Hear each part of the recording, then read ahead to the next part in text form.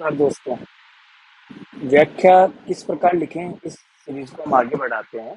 पिछले वीडियो में हमने ये देखा था कि व्याख्या किस तरीके से लिखी जाती है और क्या गलतियां आपको नहीं करनी। फिर हमने बात की थी कि हम शुरुआत करेंगे पद्य की व्याख्या लिखने से, क्योंकि गद्य की व्याख्या थोड़ी टफ होती है, तो उसको हम बाद में देखेंगे। तो पद्य की व्याख्या को किस प्रकार हम लिख सकते हैं। तो पहली चीज तो ये कि व्याख्या हमारे जो सिलेबस में है वो कहाँ कहाँ से आ सकती है पद्य में। तो आप हमारे जो सिलेबस दिया गया है उसमें केवल मध्यकाल और आधुनिक काल, दो ही कालखंडों से व्याख्याएं आती हैं। जो इससे पहले का कालखंड है, मध्यकाल से पहले का, उसका कोई रचनाकार हमारी सिलेबस में शामिल नहीं है, तो इससे व्याख्या नहीं आएगी। तो मध्यकाल में भक्ति काल से जो चार कवि हैं हमारे, कबीर, सूरदास, जायसी और तुलसी, इन चार से व्याख्या आएगी। सब कबीर के 100 दोहे हैं सिलेबस में, सूरदास जी के 100 पद हैं, जायसी का नागमती वियोग खंड और सिंधल गीत, ये दो सिलेबस में है। और तुलसीदास जी की कवितावली तथा रामचरितमानस का जो सुंदरकांड है, ये दो सिलेबस में है। रीतिकाल में जो है बिहारी जी का 100 पद है, 102 है। आधुनिक काल में काफी सारी चीजें हैं, जैसे भारत भारती है, भारत भारती, कुरुक्षेत्र। इसके अलावा उसके बाद में जो छायावाद है उसमें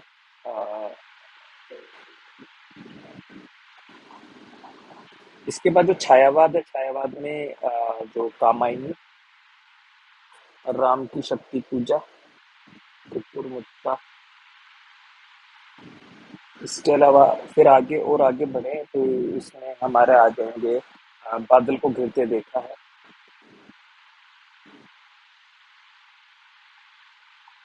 ऐसे काफी सारे हैं आधुनिक काल में, आप सिलेबस में देख लीजिएगा। तो देखिए, सबके अलग अलग व्याख्या नहीं तैयार करना, हमें एक अप्रोच समझना है कि व्याख्या को कैसे लिखा जाना चाहिए। उसके बाद में पद्य की व्याख्या आसान होती है कि एक बार अगर आपने भावार्थ देख लिया तो उसके बाद में व्याख्या लिखना आसान होता है। आधुनिक काल की व्याख्या आसान होती है क्योंकि खड़ी बोली में है, और खड़ी बोली में अभिधा में लिखा गया है, तो जो लिखा गया है उसी का वो अर्थ निकलता है, तो इतना मुश्किल नहीं होता है। मध्यकाल की व्याख्या थोड़ी मुश्किल होती है क्योंकि ब्रज भाषा और जो तुलसी जो यूज करते हैं, सॉरी जायसी जो यूज करते हैं अवधी भाषा, और तुलसी की कवितावली में भी जो भाषा है अवधी, उसका प्रयोग थोड़ा सा मुश्किल माना जाता है, तो उसका अर्थ निकालने में थोड़ा दिक्कत होगा, इसलिए थोड़ा सा मुश्किल लगता है। एक बार अगर भावार्थ देख लेंगे तो मुश्किल नहीं लगेगा। देखिए, व्याख्या की तैयारी कहाँ से करनी है, मैंने पिछली बार भी कहा था, कुमार सर्वेश की किताब एकमात्र सोर्स होना चाहिए और कोई सोर्स को आपको फॉलो नहीं करना है। मैं वार्न कर रहा हूँ आपको, अगर आप कोई और सोर्स को फॉलो करेंगे तो आप भटक जाएंगे। केवल इस किताब को फॉलो करना है। आपको 4 नंबर चाहिए तो बेशक आप दूसरे सोर्सेज को फॉलो कर सकते हैं, अगर आपको 7 से 8 नंबर चाहिए तो यही किताब आपका मार्गदर्शन करेगी। तो हिंदी कविता कल से आज तक अगर आप तैयारी करें तो ये किताब 100% आपके पास होनी चाहिए। अब देखिए, व्याख्या आप सभी जानते हैं कि 3 पार्ट में लिखी जाती है ना। ये जिनको नहीं पता है वो सीख लें, जिनको पता है वो आगे स्किप कर सकते हैं। पहला पार्ट होता है संदर्भ और प्रसंग। संदर्भ से तात्पर्य ये है कि व्याख्या का जो पंक्तियां उद्धृत है वो कहाँ से ली गई है। कहाँ से ली गई है इससे तात्पर्य रचनाकार कौन है और रचना का नाम क्या है। दो ही चीजें आपको बतानी होती हैं। प्रसंग में आपको बताना होता है कि एक बहुत ही मान लीजिए कि एक नॉवेल है, एक उपन्यास है, या फिर अ, काफी सारी चीजें लिखी गई हैं, तो वो पर्टिकुलर जो पंक्तियां हैं वो किस कॉन्टेक्स्ट में आई है, ये होता है प्रसंग। तो प्रसंग आपको लिखना होता है। इसके बाद में आपको उसकी व्याख्या लिखनी होती है। अगर आप क्या पद्य की व्याख्या लिख रहे हैं तो आपको भावार्थ लिखना होगा। भावार्थ से सीधा सीधा है कि भाव का अर्थ, कि जो इसमें बोला गया है उसका सीधे शब्दों में क्या अर्थ निकल कर आता है। और लास्ट में उसका विशेष, विशेष का मतलब ये है कि उसमें कई सारी चीजें आपको देखनी कि उस जो 4 या 5 पंक्तियां आपको दी गई हैं उनमें क्या विलक्षणता आपको नजर आती है। तो विलक्षणता के तत्व, अगर मैं कहूँ तो विलक्षणता के तत्व आपको उसमें ढूंढने होते हैं जहाँ पे आप विशेष लिखते हैं। उसको कैसे लिखते हैं ये हम आगे देखते हैं। कि देखिए लेखन की तीन शैलियां हैं। मैं आपको तीन शैलियां बताता हूँ जिसमें लोग व्याख्या लिखते हैं। जो बेस्ट है वो आप चूज कर सकते हैं, मैं जो यूज करता हूँ वो मैं आपको बताऊंगा। एक शैली ऐसी है जिसमें सभी लोग शीर्षक देके लिखते हैं। जैसे ही व्याख्या आई, ये मान लीजिए आपकी पंक्तियां हैं तो आप लिखेंगे संदर्भ व प्रसंग, हेडिंग दी आपने और आपने संदर्भ प्रसंग लिखा। उसके बाद आपने हेडिंग दी व्याख्या और आपने व्याख्या लिखी, और लास्ट में आपने विशेष लिखा और एक दो करके विशेष आपने लिख दिया। एक तरीका ये। एक तरीका जो मैं कभी कभी फॉलो करता हूँ वो ये है कि संदर्भ प्रश्न का टाइटल न देके पैराग्राफ फॉर्म में ही संदर्भ प्रश्न की शुरुआत की जाए, उसके बाद में व्याख्या लिखी जाए पैराग्राफ चेंज करके, और लास्ट में विशेष को हेडिंग के रूप में लिखते हुए एक दो तीन ऐसे विशेष लिख दिया जाए। ठीक है, ये वाला हेडिंग नहीं देंगे लेकिन ये व्याख्या का पोर्शन हो गया, ये संदर्भ व प्रसंग का पोर्शन हो गया। ठीक है। एक तीसरा तरीका जो सबसे मेच्योर तरीका कहा जाता है, उसमें ये आपने पढ़ किया है, एकदम पैराग्राफ फॉर्म में जाएगा ये संदर्भ प्रसंग, उसके बाद में व्याख्या और लास्ट में विशेष। तो मेरा ये मानना है, ये बहुत ही ओल्ड स्टाइल है, इससे मार्क्स आते भी होंगे आई डोंट नो, पर मैंने जितने भी मेच्योर लोगों का देखा है, टॉपर्स, मेरे टाइम से पहले जो टॉपर्स थे उनकी जब कॉपी देखी तो मुझे ये वाला तरीका ज़्यादा बेहतर लगा। तो फर्स्ट प्रायोरिटी मैं अगर दूं तो इसको दूंगा, सेकंड प्रायोरिटी इसको दूंगा। शुरुआत आप यहाँ से कर सकते हैं, इसके बाद में आप इधर मूव कर सकते हैं। मुश्किल होगा, थोड़ा मेच्योरिटी आने के बाद ही आप इस तरीके में लिख पाएंगे, तो आप कोशिश करें इस तरीके में आप लिख पाए। अगर बिल्कुल ही बेसिक से शुरुआत कर सकते हैं, कभी आज तक एक भी व्याख्या नहीं लिखी है, तो आप पहले शुरुआत यहाँ से करें, पर आप टारगेट रखें कि आप अंत में यहाँ तक आप पहुंचे। ये तीन शैलियां होती हैं। ठीक है। मार्क्स अगेन 4-5 मार्क्स आसानी से आ जाएंगे इसमें आने पे, इसमें 6 से 7 आ सकते हैं, इसमें 8 नंबर तक भी आप जा सकते हो, जहाँ तक मेरा एनालिसिस है। तो आपको जो ठीक लगे वो चूज कीजिए। शुरुआत आप बहुत ही बेसिक है, बेसिक लेवल यहाँ से एडवांस लेवल यहाँ पे, और मेच्योरिटी लेवल यहाँ पे आपका दिखना चाहिए। अब बात करते हैं संदर्भ और प्रसंग की। देखिए, अगर आप संदर्भ प्रसंग जो पहली वाली शैली में लिखते हैं तो सीधा सीधा आप लिखेंगे, प्रस्तुत पंक्तियां फलाना फलाना रचना से ली गई हैं, जिसके रचयिता डैश डैश है। सीधा सीधा दो लाइन लिख देंगे। प्रसंग में लिख देंगे कि इन पंक्तियों में कवि डैश डैश डैश बताना चाहते हैं। बहुत ज्यादा नंबर देने वाला ये पंक्तियां नहीं नजर आ रही हैं, आप खुद भी मान पा रहे हैं। तो संदर्भ प्रसंग थोड़ा सटीक होना चाहिए, थोड़ा अच्छा होना चाहिए, इसीलिए मैं प्रीफर करता हूँ कि पैराग्राफ फॉर्म में हो, लाइन टू लाइन हो तो ज्यादा बढ़िया। अब मैं आपको मेरी लिखी हुई 3-4 व्याख्याएं आपको दिखाता हूँ जिसके संदर्भ प्रसंग हम पढ़ने की कोशिश करते हैं, फिर आप देखिएगा कि किस तरीके से संदर्भ प्रसंग लिखा जा सकता है। पहला मैंने खोला है, ये जायसी का जो रचना है, जो मैंने आपको बताया था कि नागमती वियोग खंड से जो पंक्तियां उठाई गई हैं, उसकी ये व्याख्या लिखी गई है। केवल संदर्भ प्रसंग हम पढ़ेंगे। देखिए मैंने क्या लिखा है, निर्गुण भक्ति काव्य धारा का प्रेमाख्यान कवि, निर्गुण भक्ति धारा की प्रेमान प्रेम निर्गुण भक्ति काव्य धारा की प्रेमाख्यानक कविता के प्रतिनिधि रचनाकार मलिक मोहम्मद जायसी ने भारतीय संस्कृति के तत्वों को शामिल कर 12 मासा वर्णन को अपने काव्य में स्थान दिया। प्रमाण है ये पंक्तियां जो पद्मावत के नागमती वियोग खंड से ली गई है। अब देखिए इसकी ब्यूटी क्या है, इसमें संदर्भ व प्रसंग को अलगाया नहीं जा सकता, एक साथ है, एक घुल मिल गया है संदर्भ और प्रसंग। तो ये फ्लो बनता है इसी से, और एग्जाम में इससे खुश होगा कि आपने कुछ नया किया है। ठीक है। ऐसा ही एक और उदाहरण देखते हैं, ये वाला देखिए, ये सूरदास जी की जो भ्रमर गीत है उससे ली गई है। इसमें क्या लिखा है, देखिए कुछ कीवर्ड्स बहुत आपको मार्क्स दिलाएंगे। क्या लिखा है देखिए, सगुण निर्गुण विवाद में एक सार्थक हस्तक्षेप। अगर एग्जामिनर ने ये 5 शब्द पढ़ लिए तो उसको आपकी मेच्योरिटी दिख जाएगी कि आप कितना अच्छा व्याख्या लिख सकने का आप में कैलिबर है। वो आगे हो सकता है पढ़े भी ना, और यहीं पे आपको 6 से 7 नंबर देकर निकल जाए। तो आपको कुछ ऐसी शुरुआत एकदम सटीक करनी है कि एग्जामिनर को आप प्रभावित करने की क्षमता रखें। तो सद्गुण निर्गुण विवाद में एक सार्थक हस्तक्षेप भ्रमर गीत मिसुदास जी ने गोपियों की विरह का अति मार्मिक चित्रण किया है। प्रसंग आ गया, देखिए। यही विरह का स्वर इन पंक्तियों में दृष्टिगत है। गोपियों का आपस का संवाद है जिसमें श्री कृष्ण के दर्शन की अभिलाषा की गई है। ठीक है, इस टाइप का अगर आप संदर्भ प्रसंग लिखें तो अगर व्याख्या क्या भावार्थ में एक दो लाइनें इधर उधर हो जाती है ना, तो भी आपको मार्क्स नहीं पकड़ेंगे। ये शुरुआत अच्छी होगी ना तो मार्क्स बहुत अच्छा मिलेगा आपको। एक और एग्जांपल देखते हैं। ये देखिए, ये बिहारी जी की पंक्तियां हैं। इसमें क्या लिखा गया है?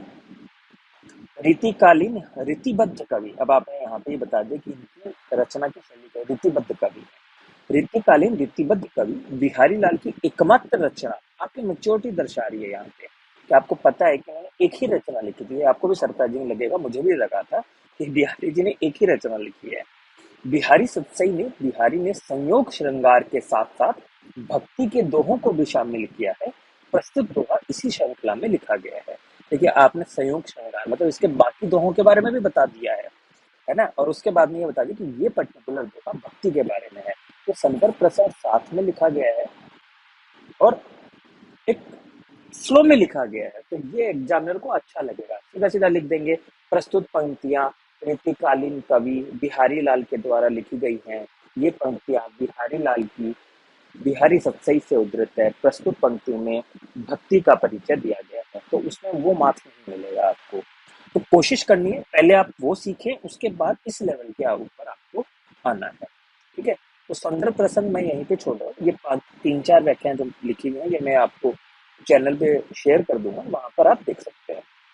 अब देखिए, इस चीज को तैयार कैसे करें। शुरुआत में आप ऐसे कर सकते हैं कि अपने लेवल पे जो लिखना चाहें वो लिख सकते हैं। मैंने एट द लास्ट क्या किया, मैं आपको दिखाना चाहूंगा। मैंने एक 15-20 पन्ने तैयार किए जिसमें मैंने सबके इंट्रो पहले ही लिख डाले।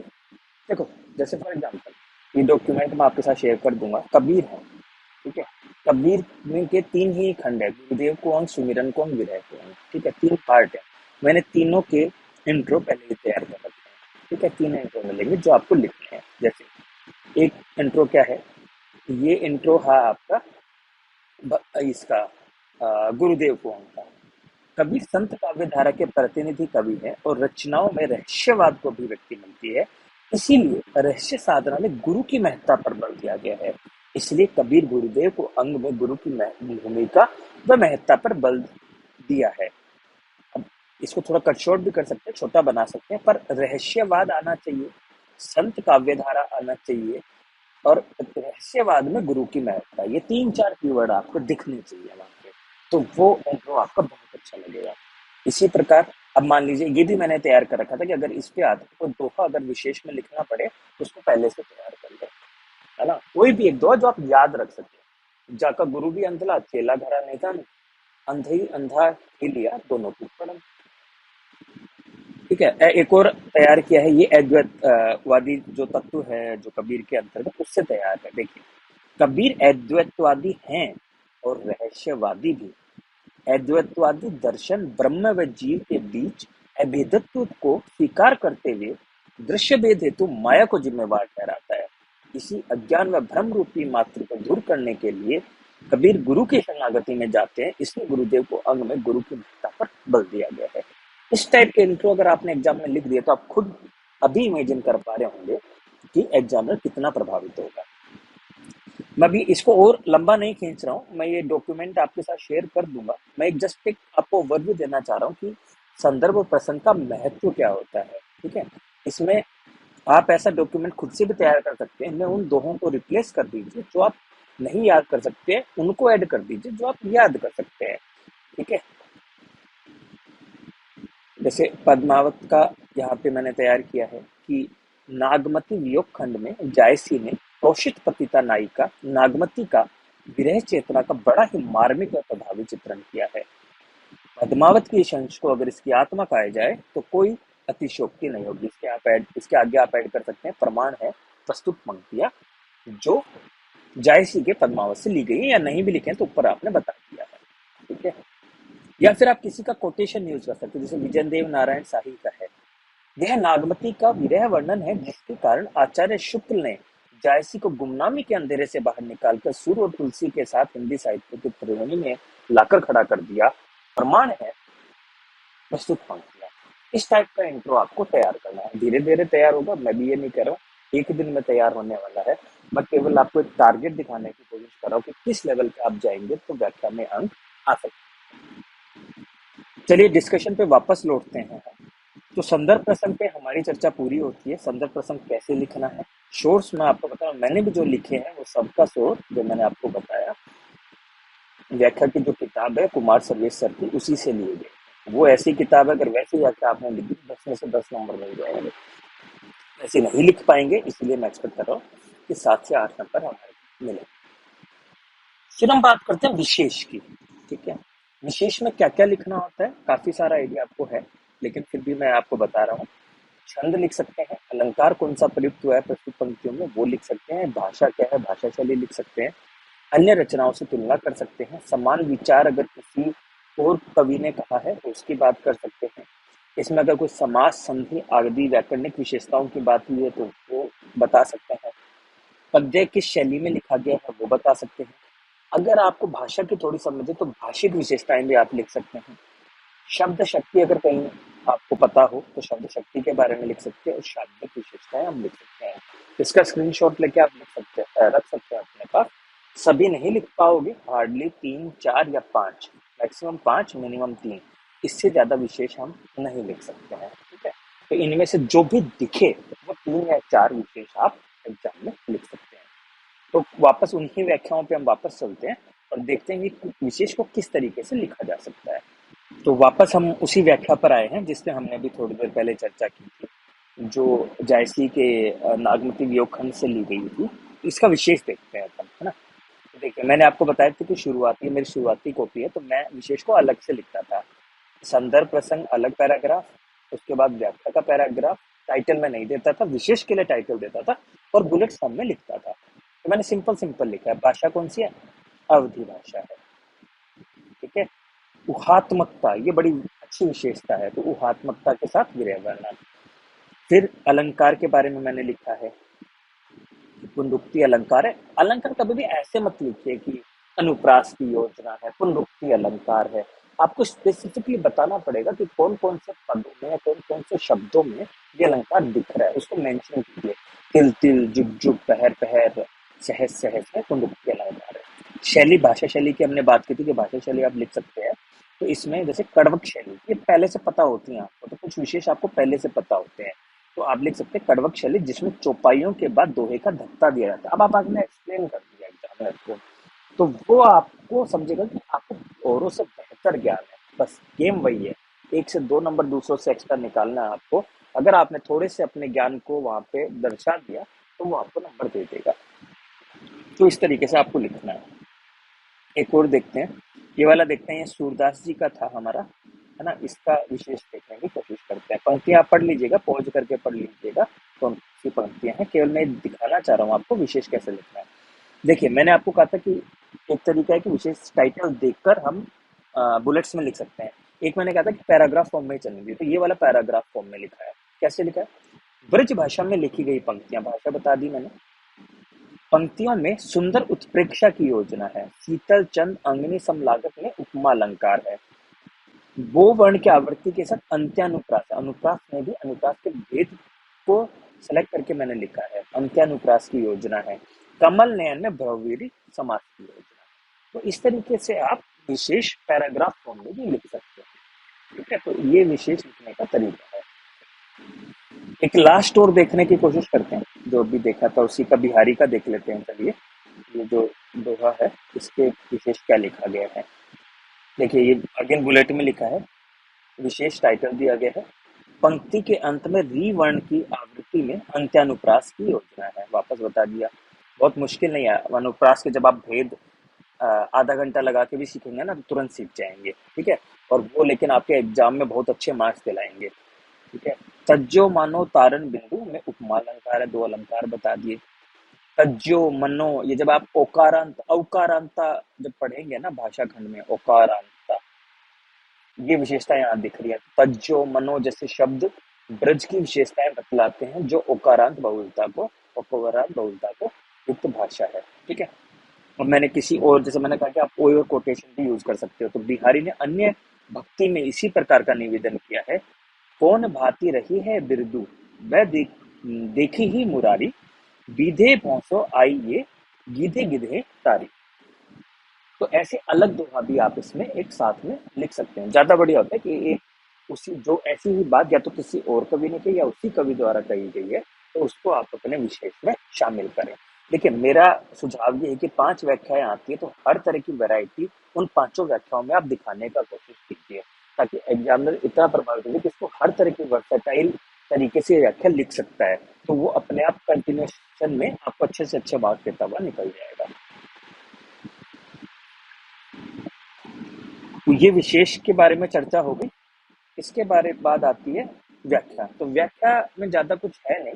व्याख्या में केवल इतना ध्यान रखना है, भावार्थ आपको पता होना चाहिए। भावार्थ का मतलब है अर्थ, और अर्थ का थोड़ा सा अर्थ को विस्तारित रूप में आपको अर्थ बताना है। ठीक है। मान लीजिए गुरु की महिमा बता रहे हैं, तो अभी मैंने इंट्रो में भी देखा, तो रहस्यवाद वर्ड आना चाहिए। ठीक है। इसका व्याख्या का मतलब थोड़ा है।